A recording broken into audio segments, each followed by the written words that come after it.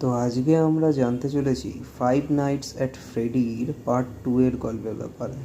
আমরা এই মুভি সম্বন্ধে ডিটেলে আলোচনা করব এবং কী কী হয়েছে সেটা এখানে জানবো এবং এর থিওরির ওপরেও কথা বলবো। তো চলো বিনা কোনো দেরি করে শুরু করা যাক। তো বইয়ের শুরুতে আমরা দেখতে পাই একটা অন্ধকার ঘর, মানে টাইপ অফ একটা অ্যানাউন্সমেন্ট ঘর, যেখান থেকে এটা ব্যাক স্টেজের মতো, যেখানে আমাদের প্রথম পার্টের যে মেন ভিলেন অর্থাৎ যে ইয়েলো বেয়ার সে আসছে এবং সেখানে এসে কিছু অ্যানাউন্সমেন্ট করছে, যেমন শোয়ের জন্য রেডি হয়ে যাও, সারপ্রাইজ আপনাদের জন্য রেডি আছে, যেখানে ও কিছু বড় সারপ্রাইজ প্ল্যান করে রেখেছে। কিন্তু আমরা সবাই জানি যে প্রথম পার্টে ও কীভাবে বাচ্চাদেরকে মারতো এই সারপ্রাইজের আড়ালে। এখানে দেখার বিষয় হলো এটাই কি যেখান থেকে দাঁড়িয়ে ও অ্যানাউন্স করছে সেই জায়গাটা কিন্তু ছিল খুবই ঘন কালো অন্ধকার, মানে খুব ভালো পরিষ্কার করে কিছু দেখা যাচ্ছিল না, যেটা স্বাভাবিকভাবে বোঝাচ্ছে যে ও কতটা একটা সাইকোপ্যাথ টাইপের লোক ছিল। ওকে, নেক্সট সিন। গল্প শিফট করে 1982 সালে, যেখানে আমরা দেখতে পাই ফ্রেডিজ ফ্যাজবিয়ারের একটা ক্লিপ। সম্ভবত এটা ছিল প্রথম ফ্রেডিজ ফ্যাজবিয়ার, যেটা কি টাউনে ওপেন করা হয়েছিল।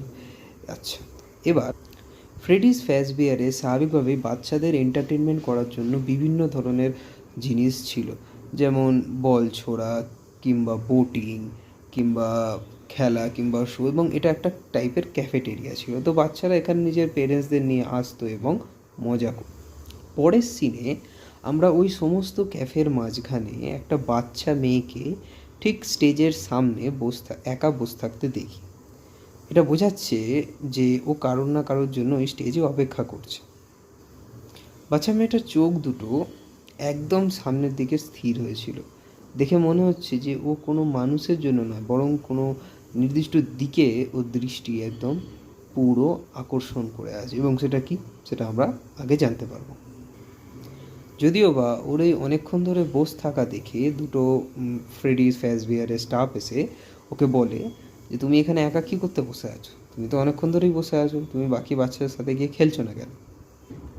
এর জবাবে ওই যে মেল স্টাফটার ফিমেল যে স্টাফ ছিল সে মেল স্টাফটাকে বলে যে ছেড়ে দাও বাচ্চা, ও প্রতিদিন এসেই এখানে বসে থাকে, ওকে ওর মতো ছেড়ে দাও। এই সিনে আমরা আরেকটা জিনিসও বুঝতে পারি যে বাচ্চা মেয়েটা যেদিকে তাকিয়েছিল সেটা হচ্ছে সামনের স্টেজে একটা চেসের মতো দেখতে, ব্ল্যাক অ্যান্ড হোয়াইট, যে যদিও কিংবা ওটা চেস নয় বাট একটা ওই টাইপের সেম ডিজাইনের দেখতে ব্ল্যাক অ্যান্ড হোয়াইট, যে একটা নির্দিষ্ট একটা জায়গা এরিয়া করা ছিল ওই দিকেই তাকিয়েছিল, অ্যাজ ইফ যেন ওখানে ও কিছু জানে যে ওর ভেতরে হয়তো কিছু আছে বা ওখানে কিছু অ্যাপিয়ার হবে।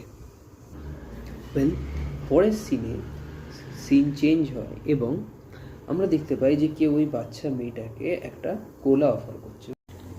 পরের সিনে আমরা দেখতে পাই যে যে মেয়েটা ওকে কোলা অফার করেছিল সেই মেয়েটা আর কেউ নয়, সেই মেয়েটা হচ্ছে ভেনেসা।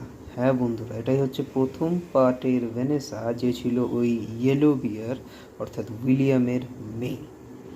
আর যে মেয়েটিকে ও অফার করছে তার নাম ছিল চার্লেট। তো ভেনেসা চার্লেটের সাথে নর্মাল কথাবার্তা বলছিল যে যেমন তুমি এখানে কেন বসে আছো, আমাদের সাথে গিয়ে এনজয় করো।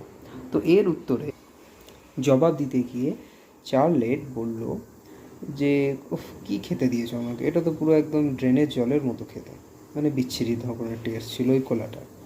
যাক, তো এরপর আমরা দেখতে পাই যে ভেনেসা ওই কালার ব্ল্যাক অ্যান্ড হোয়াইট এরিয়াটার দিকে তাকিয়ে বলছে যে তুমি এদিকে তাকিয়ে কেন বসে আছো, ওটা তো ভেতরে যাই থাকুক না কেন সেটা তো একটা মেশিন, সেটা কোনোভাবেই বেরিয়ে আসবে।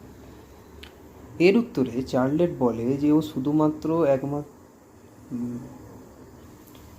এই ক্যাফের মধ্যে ওই ভেতরে থাকা মেশিনটার উপরেই সবচেয়ে বেশি ভরসা করে এবং ও বাকি বাচ্চাদের সাথে খেলা অতটা পছন্দ করে না। ওর এই কথাগুলো শুনে ভেনেসা ওকে বারবার মানানোর চেষ্টা করে এবং বলে যে তুমি যদি আমাদের সাথে ওখানে বসে একটু খেলাধুলো করো কিংবা কেক খাও তাহলে এতে এমন কিছু যায় আসবে না, কারণ যেটা ভেতরে আছে সেটা ভেতরেই থাকবে যতক্ষণ না ওকে বাইরে দিয়ে চালানো হচ্ছে। পরের সিনে আমরা দেখতে পাই যে কিছু বাচ্চারা এখানে তাদের বার্থডে সেলিব্রেট করছে। এর থেকে আমরা বুঝতে পারি ভেনেসা এই বাচ্চাদের সাথে এসেই চার্লেটকে বলছিল যে কেক খেয়ে যেতে। ক্যামেরা মুভ অন করলে আমরা দেখতে পাই যে চার্লেটও বাচ্চাদের সাথে বসে এনজয় করার চেষ্টা করছে, যদিও বা এখানেও ও নিজেকে খুব একা পাচ্ছে।